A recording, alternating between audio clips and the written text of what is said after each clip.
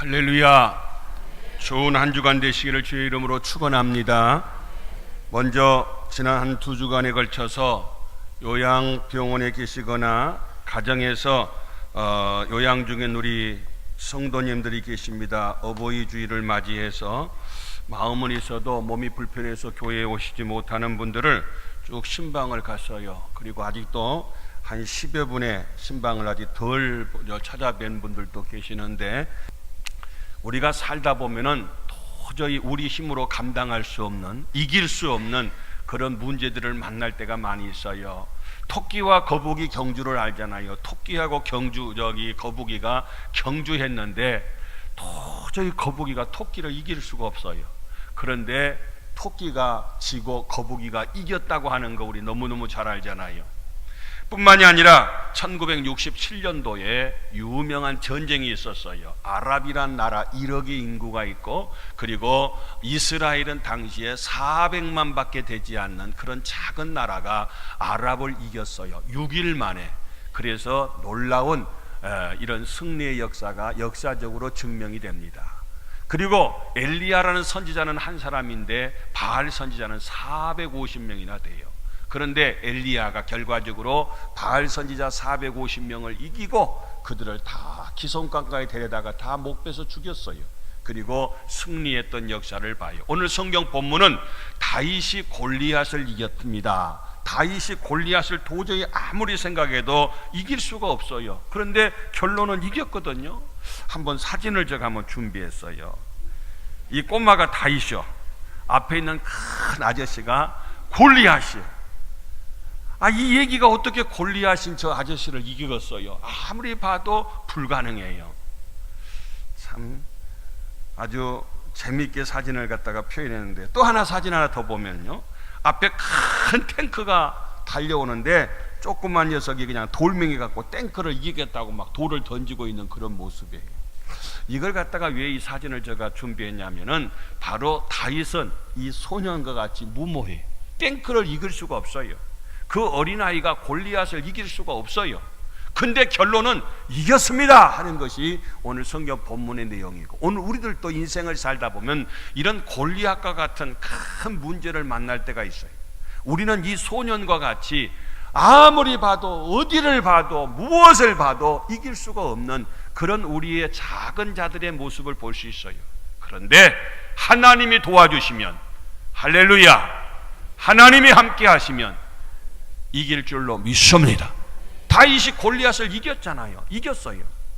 그러면 다윗이 처음부터 이긴 게 아니라, 다윗을 볼 때에 누가 인정해 주지도 않고, 누가 그를 갖다가 격려해 주거나 칭찬해 주지도 않고, 아무리 봐도 불가능하단 말입니다. 안 된다 그 말입니다. 그래서 한결같이 다윗을 다 무시한 것을 볼 수가 있는데, 먼저 아버지가 무시했어요.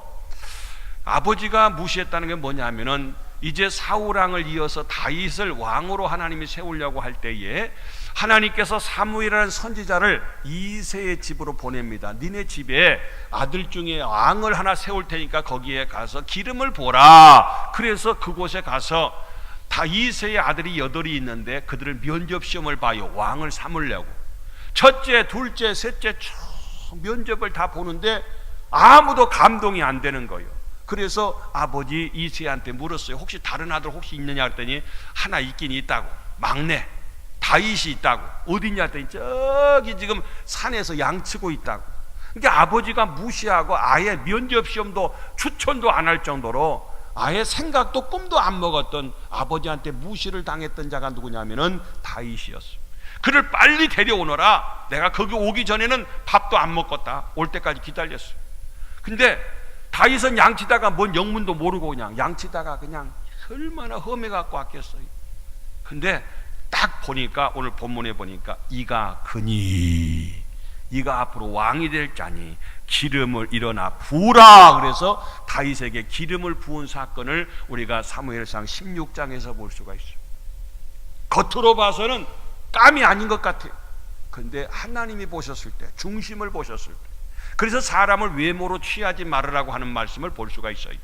두 번째로는 또 누가 무시냐면 형들이 무시해요. 전쟁에 나가 있는 형들을 면회하러 아버지 심부름 갔던 이 다윗을 보고서, 다윗이 당시에 보니까 이웃 나라의 대표 선수였던 골리앗이 나오고, 그 다음에 이곳에서 한 사람 대표 선수가 나가서 싸워야 되잖아요. 지금 일본과 우리나라 축구한다면 큰 국민이 나가 싸운 게 아니라 대표 선수가 나가 싸우듯이, 지금 골리앗이 대표 선수로 블레셋 장수로 나왔는데 이스라엘은 나가 싸울 사람이 없어. 다 아예 포기하고 안 된다, 못한다고 있을 때에 이 다윗이 그 광경을 보고, 저 할례 받지 않는 이방인, 하나님도 모르는 저런 자들을 내가 나가 싸우겠다고 말이에요. 대표 선수 하겠다고 하니까, 오늘 그 큰 형이 엘리압이거든요. 엘리압이, 네가 어찌하여 이리로 내려왔느냐? 양이나 치지 뭐 하려고 여기까지 와서 네 속성이 그냥 안 가? 막 야단치고 있는 모습이에요. 네가 어찌하여 이리로 내려왔느냐? 들에 있는 양들은 누구에게 맡겨? 네 양 치다가 말고 여기 와갖고 빨리 가, 양 안 치냐? 즉 그 얘기예요. 아니 형들도 있는데 네가 뭔데 가서 저들과 싸우겠다고. 형들은 군인이거든요. 전쟁하는 중이거든요. 그러니까 형들도 오늘 다윗을 철저하게 무시하는 그런 모습을 볼 수 있어요. 형만이 아니라 사울왕도 무시했어요.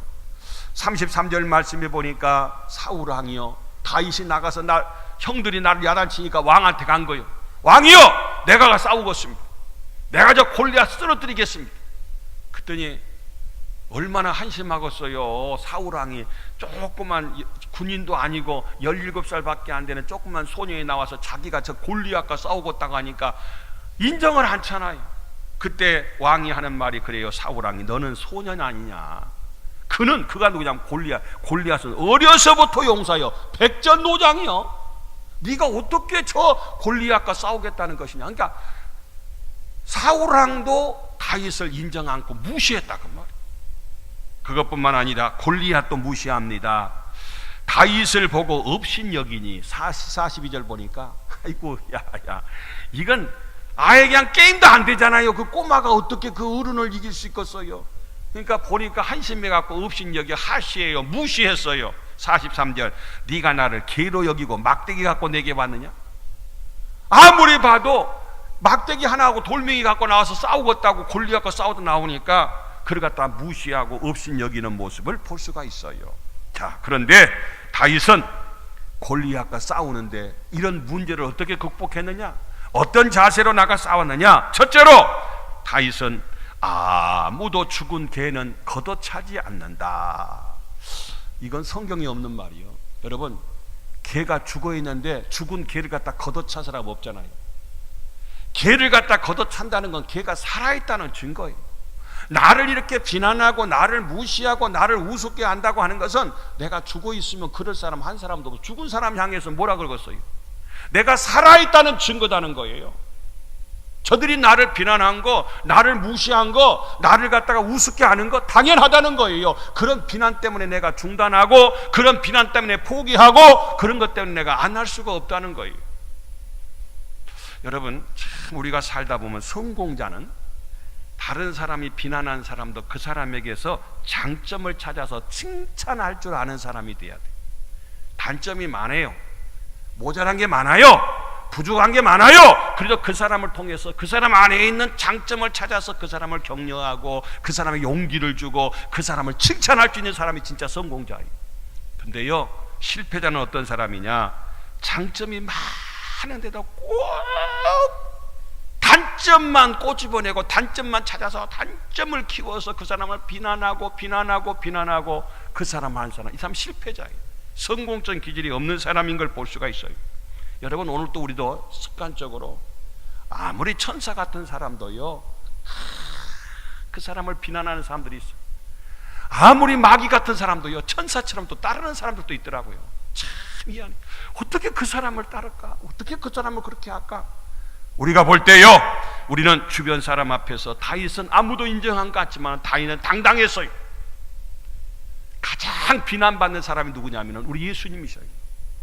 아니, 예수님도 바리새인, 사두개인들, 서기관들 꼬투리를 잡아서 어떻게 해서든지 잡아 죽이려고 얼마나 책 잡고 얼마나 많은 시험을 하고 따라다니면서 우리 예수님을 죽이려고 그랬어요.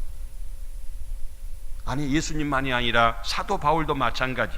사도 바울도 오늘 본문 말씀 디모데후서 4장 14절에 보니까 사도 바울이 얼마나 천사 같은 분이요. 근데도 구리세공업자 알렉산더가 내게 해를 많이 입혔다는 거예요. 이 사도 바울이 디모데에게 쓴 편지요. 야, 내가 목회하는데 이 알렉산더 너 조심해. 나한테 너무 나를 힘들게 했어. 하나님이 알아서 다 갚아줄 거야, 행한 대로.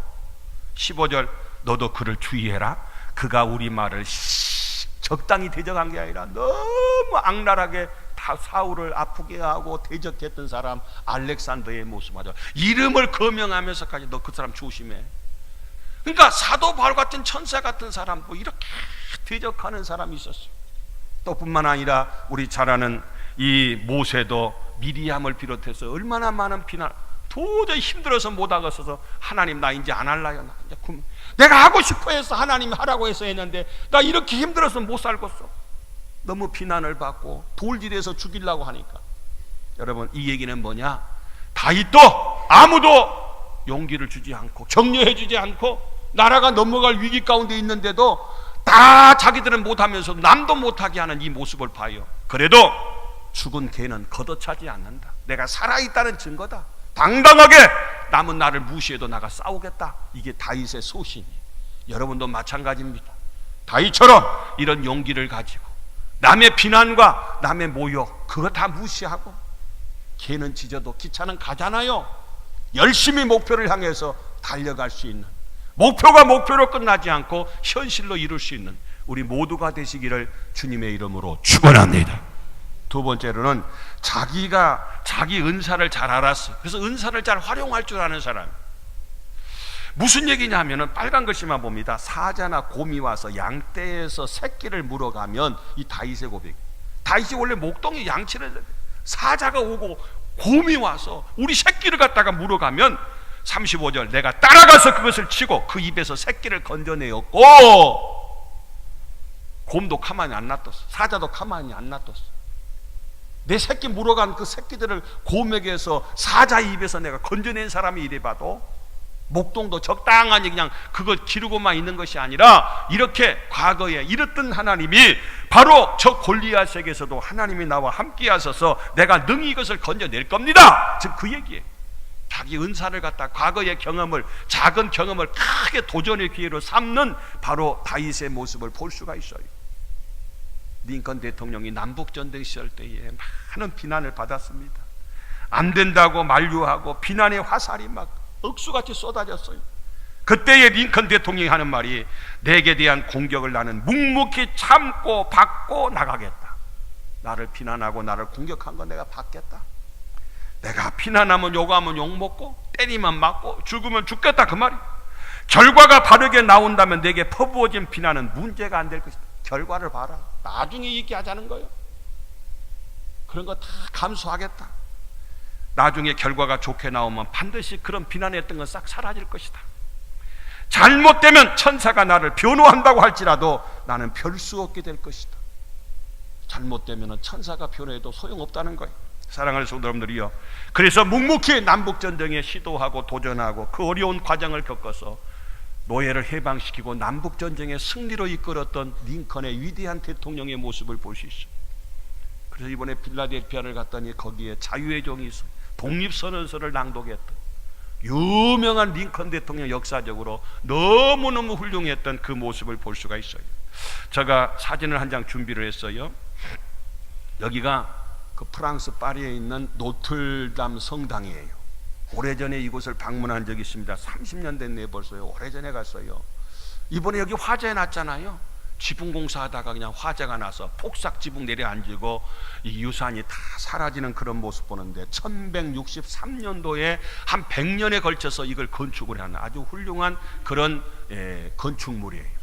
근데 다른 것보다도 뭐 여러 가지 특징이 많습니다만은 이 빅토르 이고르가 이 노틀담 성당을 갖다 이 주변을 갖다가 배경으로 해서 유명한 그 작품을 내고 영화도 들어왔던 것을 볼 수가 있어요.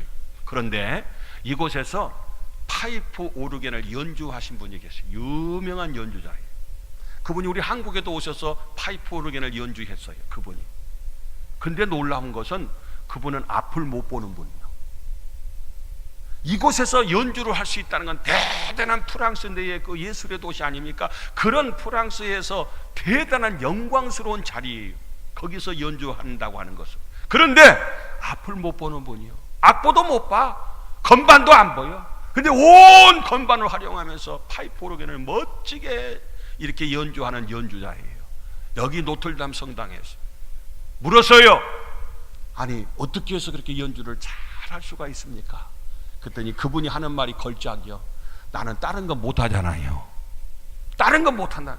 내가 하는 것은 하나님이 이 은사를 주, 이걸 할 수 있다는 것. 이거 제가 로버트 슐러 목사님이 심우했던 LA에 크리스탈 처치가 있어요. 수정교회가 있어요. 엄청나게 큰 교회고 너무 화려하고 아름, 성도도 막 많고. 참 우리 교회도 그런 분이 좀 계셨으면 좋겠어요. 목사님이 참 강대상에 왔다 가면서 막 설교를 하시니까 아멘 하고 성도들 은혜 받아요.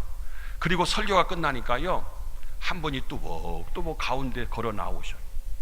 근데 그분도 맹인이요. 목사님 설교를 다 요약을 해서 그 자리에서 즉흥적으로 작사, 작곡, 성악까지 다 하는 거예요. 메시지를 다 기억하고 그걸 가지고 음악을 만들어내서 연주하면서 찬양을 하는데, 이게 다 엑기스로 종합해서 그 자리에서 어떻게 그것이 다 가능한지 모르겠어요. 이거 정말 하나님의 은사가 아니면, 하나님의 주시는 영감이 아니면 기억도 안 날 뿐더러 거기 작곡까지 하고 찬양까지 한다니까요. 근데 그분은 앞을 못 보는 분이요. 야, 우리 중동교회 이사 왔으면 좋겠더라고요. 이게 바로 은사예요. 하나님이 내게 주시는 은사를 활용을 해서 하나님 앞에 찬양드렸던 그 모습을 볼 수가 있어요. 여러분, 오늘 다윗도 고맥에서 사자에게서 그들의 새끼들을 내가 살려낸 그 경험을 통해서, 그 작은 경험을 통해서 크게 도전하면서 내가 골리앗과도 하나님이 나와 함께 하시면 능히 건져낼 거라는 것. 이게 누구냐면 다윗의 고백이에요. 믿음대로 될 줄로 믿습니다. 마지막 세 번째로는 하나님이 함께 하시면 승리한다는 거예요. 하나님의 도우시면 골리앗 이긴다는 거예요. 그래서 그의 고백은 뭐냐? 47절, 전쟁은 여호와께 속한 것인즉. 전쟁은 하나님께 속해 있다는 거예요. 우리 그 다음 말씀 보시면은요, 오늘 4절 말씀 빨간 글씨 맞아요. 골리앗은요, 가드 사람은 아낙 사람이에요. 거인이에요. 키가 얼마냐? 6규빗 한 뼘이요. 6규빗이면 한 규빗이요, 손끝에서 이 겨드랑까지 보통 45cm 내지 50cm 돼요. 6규빗이면 키가 6m, 한 뼘 더 있으니까 6m 한 20 정도, 3m 20 정도 돼요. 별로 안 놀래요. 키 여러분들 얼마요? 2m 말고 3m 20이니까 아낙 사람은 거인이잖아요. 거기다가 5절 보면 머리에는 노투구를 썼어요. 몸에는 비늘 갑옷을 입었어요. 머리부터 발끝까지 갑옷 투구 있고, 그리고 창과 검을 가지고 키는 장대고 전쟁은 백전노장이고. 아니 어떻게 다윗이 아까 그 꼬마가 그 거인을 갖다가 그냥 이기겠다고 그냥 이렇게 당당히 나갔잖아요. 다 안 된다고 다 무시해서도 아니다고, 내가 저 이긴다고 그렇게 나가, 똑같은 그런 모습이에요. 자, 그런데 결과적으로 하나님이 도우셔서, 다윗이 뭐 실력이 있고 막 능력이 있어 훈련 많이 해서가 아니라 하나님이 함께 하시고 하나님이 도우셔서 다윗이 골리앗을 이긴 줄로 믿습니다. 하나님이 함께하면 이긴다 그 말이에요. 우리 예수님도 얼마나 많은 어려움과 얼마나 많은 고난을 겪었어요. 중요한 것은 여러분들 보이는 것만 비교하지 마세요. 일반적으로 사람들의 열등의식이 이 보이는 것을 통해서 결과적으로 비교의식이 나와요. 잘 들으세요. 열등감은 99%가 비교의식에서 나온다. 아니 저 사람은 키가 큰데 나는 작아요. 저 사람 무기가 있는데 나는 무기가 없어요. 저 사람 경험이 많은데 나는 경험이 없어요. 저 사람은 이제 백전노장인데 군인의 신분인데 나는 군인도 아니에요. 지금 소년이요. 전쟁에 그런 경험도 없을 뿐만 능숙하지도 않고, 모든 걸 비교하니까 안 된다, 못한다. 보이는 것은요, 비교의식을 통해서 스스로 열등감에 빠지게 돼 있어요. 오늘 우리는 이게 아니라 눈에 보이는 것으로 비교하지 말고, 중요한 얘기예요. 보이지 않는 무엇을 비교해라? 믿음을. 저 사람은 믿음이 없어. 하나님이 함께한 사람이 아니요. 나는 전혀 비교해 볼 때 안 될 수밖에 없지만, 중요한 것은 보이지 않는 나에게는 믿음이 있어요. 하나님이 나와 함께 하셔. 그래서 나는 능히 골리앗을 이길 수 있다. 오히려 덩치 큰 저 골리앗을 우습게, 야야, 나 무섭지 않아? 너는 하나님이 함께 하지 않잖아. 나는 이리 봬도 하나님이 함께 하는 거야.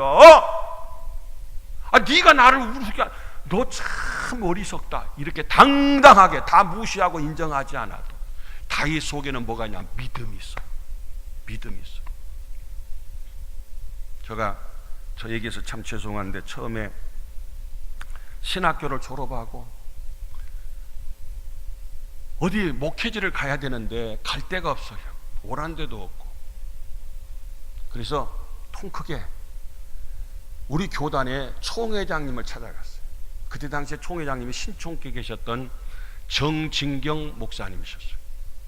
목사님, 내가 졸업하고 목회를 가야 되는데 솔직히 아는 사람도 없습니다. 갈 데도 없습니다. 그러니 총회장님이니까 어디든지 보내주시면 내가 가겠습니다. 전도사 시절 때니까 뭐 부교육자로 보내, 부교육자 담임 목회하면 담임 목회 하겠습니다. 찾아갔어요. 저희 집사람은 알아요. 그때 여의도 공작 아파트 이름까지 내가 기억하고 있어요.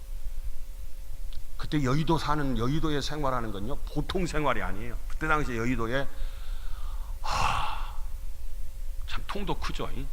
그랬더니 알아서 가라는 거예요. 알아서. 나는 기대하고 기도하고 준비하고 갔는데, 아니 교단 총회장님 되신 분이 이제 돌아가셨는데, 많이 아무튼 상처를 받고 많이 속상하고, 그리고 아무튼 알았습니다 하고서, 새파란 전도사가 이제 신학교 막 졸업생이 왔으니까 얼마나 한심했겠어요. 근데 좀 격려하고 여비도 주고 축복기도 해주고 뭐 아주 알아보겠다는 등 막 그럴 수도 있었을 텐데, 나는 그때 우리 원로 목사님 알았으면 내가 원로 목사님을 찾아왔을 텐데. 그래가지고 내가 그 마음을 잘 알죠. 그래서 나 와가지고, 하나님, 나는 갈 길 모르지만 하나님 인도해 주세요. 그래서 결국은 정읍에서 전도사 시절 때 갈 데도 없고 오란 데도 없어서 이제 개척을 했잖아요. 개척을 하고, 하나님, 나는 아무것도 몰라요. 우리 가족 중에도 예수 믿는 분도 안 계시고 돈도 없고, 이제 월세 얻어가지고 이제 40평 이제 상가에서 개척 간판만 붙이고 이제 시작하는데 능력을 받아야 되겠네. 그래서 오살리 기도원을 갔어요. 기도원에 가서, 하나님, 나에게도 능력을 주옵소서. 몸부림치면서 사흘 금식하면서 기도하는데요, 눈에 보이는 게 뭐냐면 강대상이 보이는데, 세상에 오살리 기도원 강대상이 우리 개척교회보다 더 크다. 강대상이 교회보다 더 큰 거요. 화장실 갔더니 화장실이 우리 교회보다 몇 배 큰 거요. 아니, 어느 목사님은 이렇게 강대상도 우리 교회보다 더 예배당보다 크고 화장실도 우리 예배당보다 몇 배 크니, 하나님, 이럴 수가 있습니까? 나는 뭡니까? 나는 정말 아는 데도 없고 백도 없고 돈도 없고 아무 능력도 없고, 전도사가 개척하는 교회 가면은 축복권이 없어서 축도도 못하고 막, 그러니까 그런 교회 가면 안 된다 그러지 교회가 부흥이 되겠어요. 그러니까 하나님밖에 백이 없어요. 하나님 참 도와주세요. 마치 다윗이 골리앗과 대항한 것처럼 정읍 시내 읍면까지 다 합하면 250개 교회인데, 그때 당시에 시내에는 48번째로 제가 교회를 시작을 했어요. 그때 시작할 때 초대교회라는 이름을 붙인 것도 가장 성경의 모델 교회가 초대교회, 사도행전 2장에 나온 정말 교회다운 교회, 좀 그런 교회, 모델 교회를 만들어 보자, 그런 교회를 이루어 보자, 그렇게 기도하는데요, 하나님께서 1년에 100명, 2년에 200명, 3년에 300명을 하나님께서 부흥시켜 주셨어. 별로 안 놀라시네. 그래서 300명 돌파, 3년 300명 돌파 기념 이 페넌트를 만들어 가지고 성도들한테 기념으로 나눠드렸어. 내가 한 게, 골리앗의 실력으로 한 게 아니라니까, 하나님이 도와주셨어. 그래서 그때 내 마음이, 큰 교회에서 오라고 하면 나는 큰 교회 가지 않고 우리 교회를 큰 교회에 만들어 버리겠다. 그냥 어디 좀 큰 데 나오면 큰 데 갈까? 그게 아니라 큰 교회를 만들면 되잖아요. 그런 마음으로 하나님 앞에 얼마나 매달리고, 남처럼 하면 남처럼밖에 안 되잖아요. 남들과 뭔가 달라야 되잖아요. 하나님, 나는 다윗과 같아. 나는 아무런 것이 없어요. 100% 하나님이 함께 하시면 그러나 승리할 줄로 믿습니다. 그러니까 외적으로 보이는 걸 보면 비교의식을 가지고 열등감에 빠져서 아무것도 못하는 거예요. 근데 하나님을 믿는 믿음을 가지고 나갈 때에 믿음대로 되게 할 줄로 믿습니다. 그래서 하나님 앞에 몸부림칠 때 내가 한 게 아니라 하나님이 도와주셔서 2년 4개월 만에 땅을 사게 하시고 4년 만에 건축하게 하시고 모든 것 다 미리 준비해 놓은 거 하나도 없는데 하나님께서 다 이것저것 할 수 있도록 목회하게 하셨어요. 사랑하는 성도님들이여, 오늘 우리는 우리 인생을 살아가는데 사망의 음침한 골짜기를 다닐지라도 해받을 걸 두려워하지 않는 것은 주께서 나와 함께 하심이라. 사망의 음침한 골짜기를 다닐 때가 있어, 골리앗을 만날 때가 있어. 그래도 하나님이 우리와 함께한다. 하나님이 우리를 도와주신다. 결국은 다윗이 골리앗을 무시당하고 아무도 인정해주지 않았지만은 그는 당당히 승리해서 나라를 구원했어. 결론의 말씀입니다. 우리가 인생을 살다 보면은 골리앗을 만나요. 여러 골리앗, 물질의 골리앗. 정말 평생을 물질 때문에 자유하지 못해.